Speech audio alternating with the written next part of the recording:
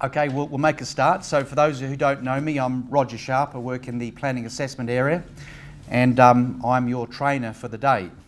Feel free to put up your hand if you want some clarification with any point of what I'm saying, and I'll attempt to answer it. We have Sal and Brock at the front. If they feel comfortable, they'll stand up and try to answer it, but if we all get stuck, I'll hand over to David Hood. Have you all got handouts? Yep, so what we're going to do today is we're going to do two live working examples on the 2015 scheme plan. The idea is that we're going to do a comparison between our current planning scheme, which is the City of Gold Coast 2003 scheme, and the draft city plan. So the idea is to do like a comparison, see what the differences are, and whether we need to make a different assessment path when assessing applications under the 2015 scheme. So what we're going to do is we're going to start with the material change of use example first. Right, so the first example, it's a cafe, shop and fast food premises on the corner of St Kilda Ave, Armoric and Gold Coast Highway and Broadbeach. At the moment, I think there's a small shop and a takeaway. They're proposing creating those three uses on 4 sites. So as Sally's put up, those are the four lots. Part of the application is to amalgamate the lots. And I'll just go, just for context, we've got Cascade Gardens to the west.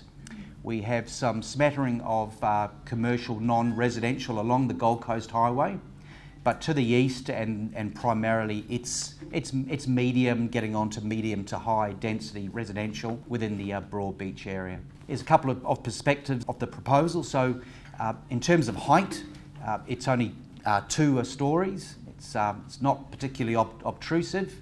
410 square metres, only 29% site coverage, 28 car parking spaces are proposed. We have 3 uses. Probably the biggest issue for the assessment, to be honest, is the 24 hours, 7 days a week, and so obviously we need to look at the acoustic amenity impacts of that sort of outcome in an area where there's residential abutting. Here's a perspective. As you'll see, there's a couple of trams there, so this is abutting the GCRT rail system, so that's an important factor to note. But there's and its interface is hard up against the Gold Coast Highway.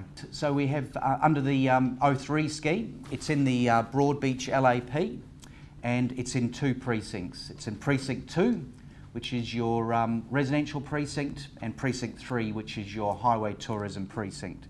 So in purple, it's the highway tourism, and in the pink, it's the residential. So always difficult when you have 2 precincts with an application. It does make the assessment slightly more complex. Under the draft 2015 city plan, this site is in the high density residential. So that makes it easier to assess, to be honest. So we go from 2 precincts down to one zoning, high density. Under the 03 scheme, the main areas of assessment are whether the application's impact or code.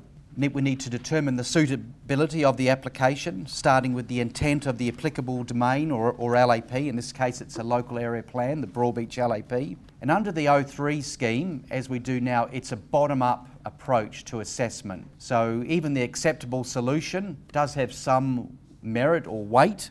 Not much, because an applicant is entitled to put what's called an alternative, but it's a bottom-up approach to the assessment. If we assess it under the performance criteria, further consideration is required, and if necessary, we need to go to the higher order planning scheme provisions. That's the planning strategies, DEOs, land use themes.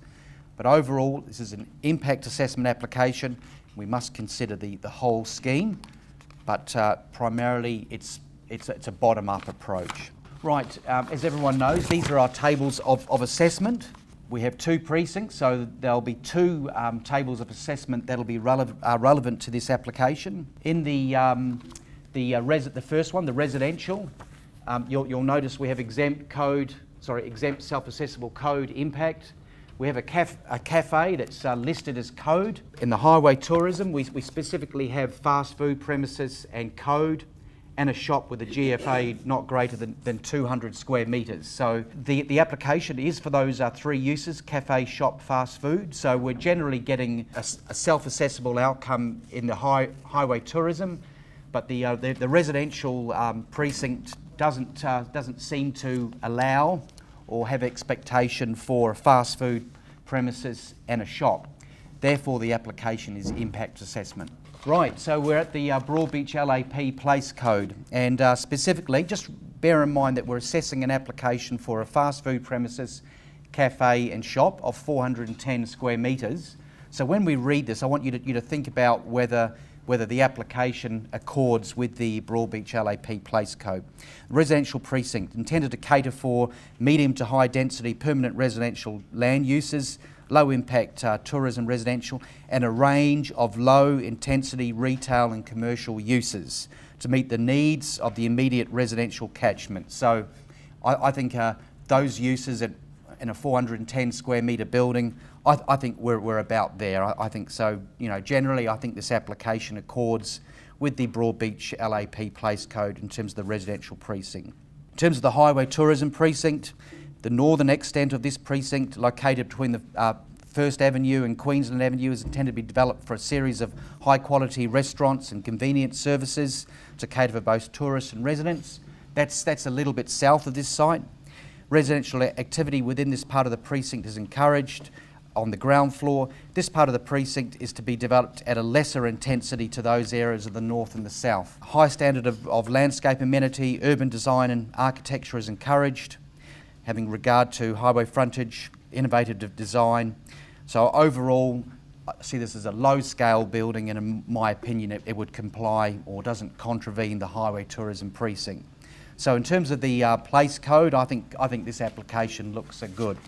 And that reiterates the land use is consistent with the current land use pattern on the Gold Coast Highway. It's a very small-scale shop. You could even argue that this is an under-intensification of a 2,800 square metre site. Size and scale is appropriate in servicing the needs of the catchment, and we believe there won't be any detrimental amenity impacts. This is on the basis that our health and regulatory officers have had a look at the acoustic report, comfortable to condition it and consider that it's adequate. Our transport planners are comfortable with the access to the site and the number of car parks. So in terms of the 03 scheme, I think Sally's application is, I can't see too many issues with that.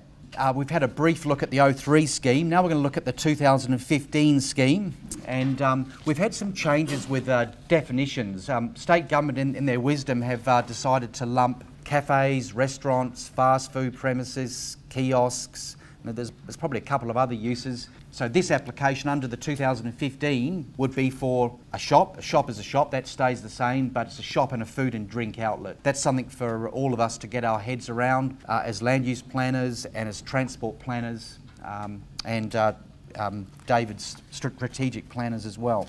Right, so slightly different sort of tables or levels of assessment column, but it still does operate much the same. We have a list up the top that are called the code assessment uses. So first of all, we're going through a list of code assessment uses, and you'll notice there's childcare centre, food and drink outlet, on the proviso that it does not exceed 150 square metres. This application, it's 410 square metres, but they haven't broken up, Sally, exactly how big each tenancy is. So for that reason, we've sort of made a call that it exceeds 150 square metres. So quite clearly, the food and drink outlet is not a code assessment use, and they're happy to apply for that. And then it says a shop. If in a neighbourhood centre, this is not in a neighbourhood centre, so it's not a code assessment outcome. So then we go to the next column down, and it says car wash, and then it says food and drink outlet, and then it says NEI, and that's not elsewhere included. So it's not a code assessment outcome, it's a food and drink outlet, so therefore it's impact assessment. Then we go to the next column, shop, if part of a neighbourhood centre. Well, it's not a neighbourhood centre, so that's also impact. So this application, going through that table, is subject to impact assessment. That just reiterates what we've said. So at the bottom you'll notice the table identifies assessment criteria. You'll notice strategic framework, and then it says the applicable code. So Already, by putting that, there's a difference in assessment shift between a bottom-up approach in the 03 scheme to now the strategic framework in the 15 scheme being the dominant instrument to actually apply. 03 scheme, we're looking at acceptable solutions, we're going up to the PCs, we're going up to the intent of the codes and higher, if needed, DEO, strategic intent. Draft City Plan 2015, we're using a different approach. We're actually going first to the strategic framework. So if the strategic framework sends a message that this is an application that's totally not appropriate, the application is going to be refused. You're basically wasting your time to even really go through the rest of the codes. The strategic framework has actually spoken. So we still need to go through the codes because the codes is a useful way to reinforce the message that the strategic framework is applying. The idea is that the codes and the strategic framework actually talk to one another, so you're not getting anything new in the codes. That's the way deliberately the draft city plan's been structured. Right, so we go first to the strategic framework mapping, and it's map 2. And it's within the settlement patterns. And Sal and Brock and I, we've gone through, and to the best of our knowledge and ability, we've picked up that it's in the urban neighbourhood settlement pattern mapping and the light rail urban renewal area. So that's what we've picked up in terms of the mapping. Right, now we go to the strategic intent. The strategic intent has 6 major themes. And they are creating livable spaces, making modern centres, strengthening and diversifying the economy, improving transport outcomes, living with nature, and a safe, well-designed city. Sal and I have had a look at this, and we believe the theme of relevance is the creating livable places, and we've circled the element we believe has the most relevance to this application, and that's urban neighbourhoods. So it's in the high residential zone of the 15 scheme, and therefore we believe the urban neighbourhoods is the most appropriate element.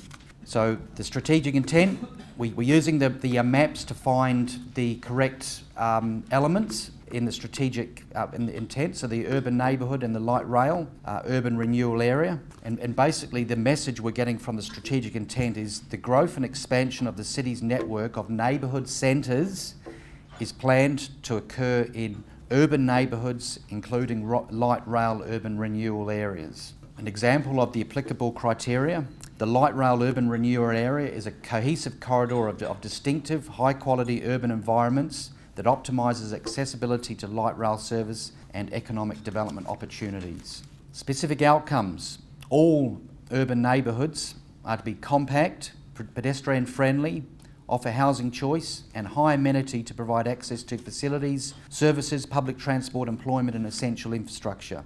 Urban neighbourhoods are generally located on or near high-frequency public transport corridors serviced by the light rail or rapid bus. So far this application, remember, it's for a 410 square metre food and drink outlet and a shop. Streets are characterised by high-quality walking and cycling paths, street trees, local streets for car share and bike use, a legible building form and network of interconnected thoroughfares to make it easy to get around. Supports light rail stations, services local neighbourhoods. It's a mix of small-scale retail and commercial, building form interfaces with the street planting, pedestrian facilities. So this application seems to be according with the element and the specific outcomes of the strategic intent. We've had a look at it. We believe it doesn't. This application doesn't. It's fairly low scale and seems to fit within the strategic intent. So at this stage we're going to give it a tick, and we believe that it complies with the strategic framework. So having that on board, we still have an obligation to go through the codes. So the first code to go through is the high density residential code, and we must look at the purpose of the code, the land uses, the character, the built form, lot design, and the accessible criteria. I know a lot of words, but we'll just try to go through the main bit. So the purpose of the high density residential code is to provide for a high density, multiple dwellings supported by community uses and small scale services and facilities that cater for local residents. So we're getting a tick there that seems to comply with the purpose of the code.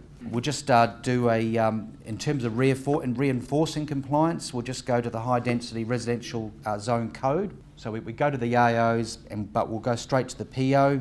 Setbacks to assist in the protection of the adjacent property in terms of amenity values, allow for access around the buildings, contribute to the streetscape character, and provide separation between buildings to maintain view corridors. It's a two-storey building. The building's set to Gold Coast Highway. There's a great setback to the adjoining property at the back. So Sally and I think that they're complying with the PO.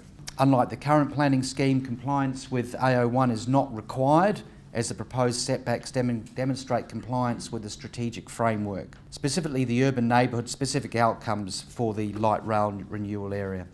The built form interfaces and engages with the street, provides strong building edge, pedestrian facilities are provided, and street planting will exist to activate the street. So even though we have the strategic framework, we're still going to the codes to provide a greater justification or verification for this application.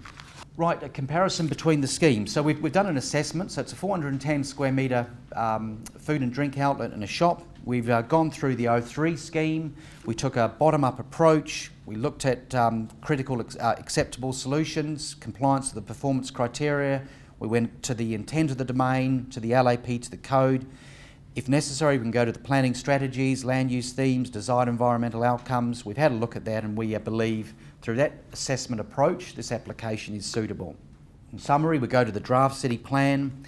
It's a top-down approach. We start with the strategic framework as a whole. Then we go into the codes and we look at maybe trying to provide further justification, or I suppose just reiterating our approach. And that's going through the applicable codes, the purpose, the performance outcomes, only to reinforce our position. That's our snapshot at the material change of use assessment for an application. Are there any specific questions? Rob, just a quick question. Given that the application has been lodged with the code and would require impact assessment against the draft city plan, how much weighting should we give to this application against the draft city plan in accordance with the COTI principles? It's a good question. It's impact assessment under both schemes. Because we're in a state of going through 2,600 submissions, things may be subject to change, and therefore at the moment the provisions of COTI are not applying at the moment. However, if we have an application that is so far different from the 03 scheme that it cuts across the intent of the draft city plan, we have the potential to consider the 2015 scheme in light of our 03 assessment. But that's only when there is an absolutely major cutting across of the purposes of the draft city plan.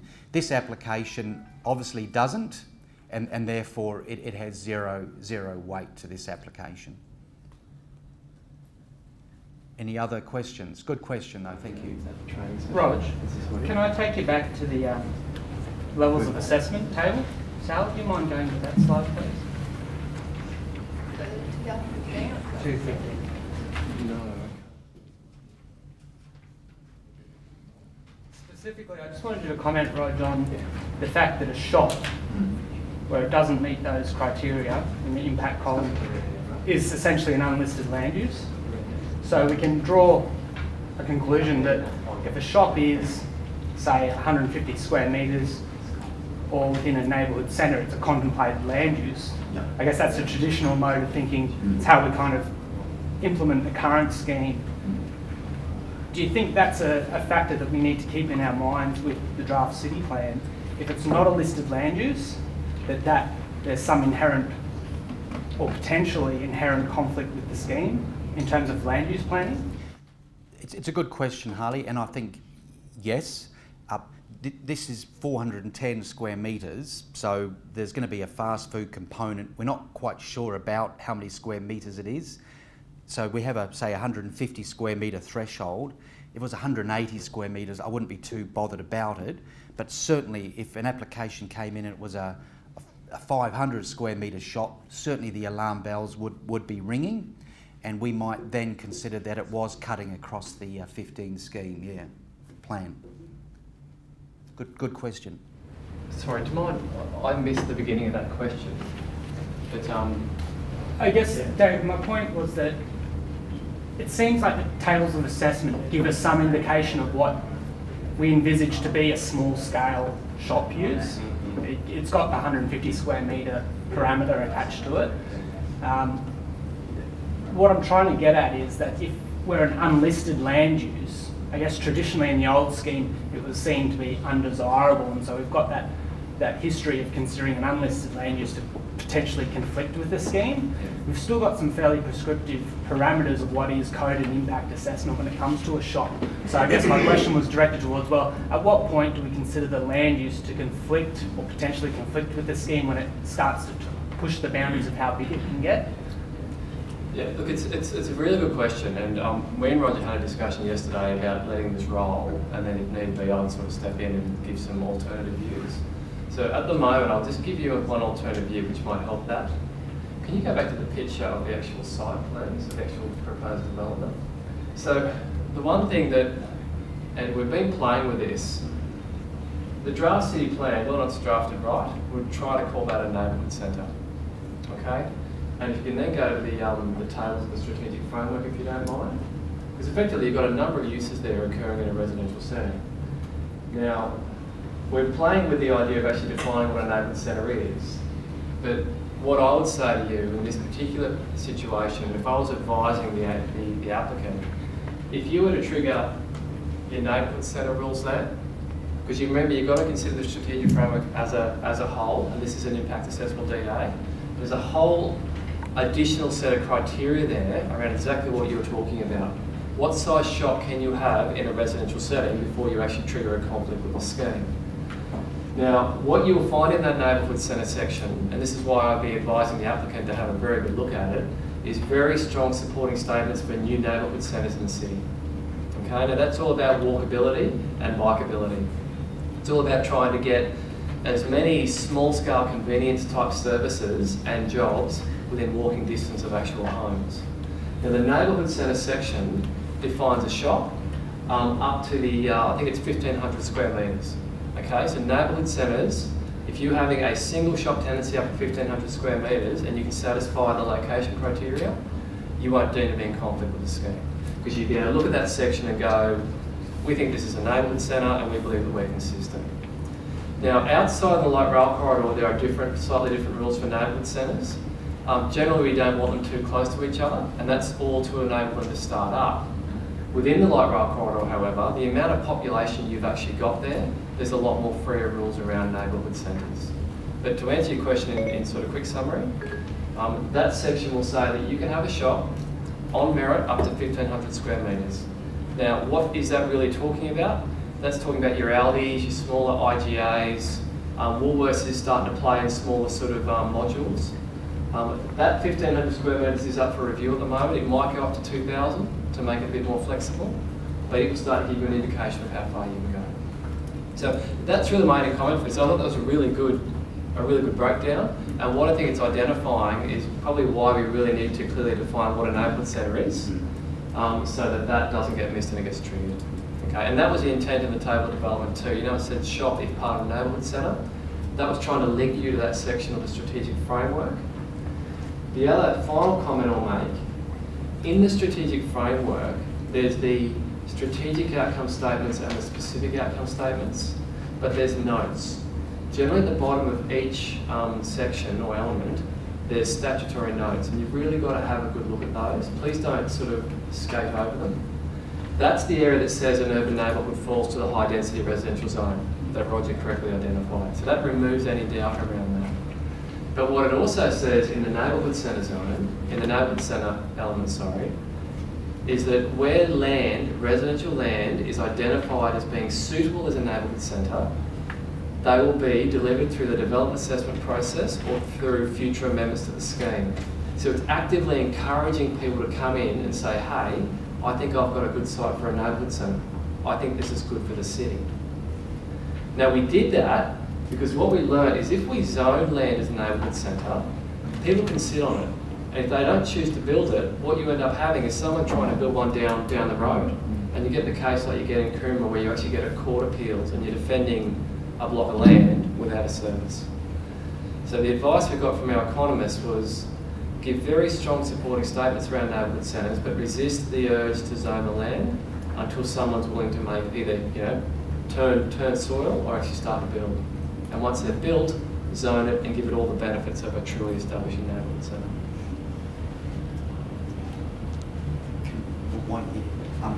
Can I just ask a question, David? So we've incorrectly determined that this application is not a neighbourhood centre under the draft city plan? Yeah, I guess what I'm saying, I think it would be beneficial to the application if you were to consider that. It would certainly help it pass through a number of tests. Yeah. But I certainly I'd take it on my shoulders. I think what we need to do is clearly define the trigger, like when is a shop not a shop, when is a shop a neighbourhood centre type thing, and I think that we can do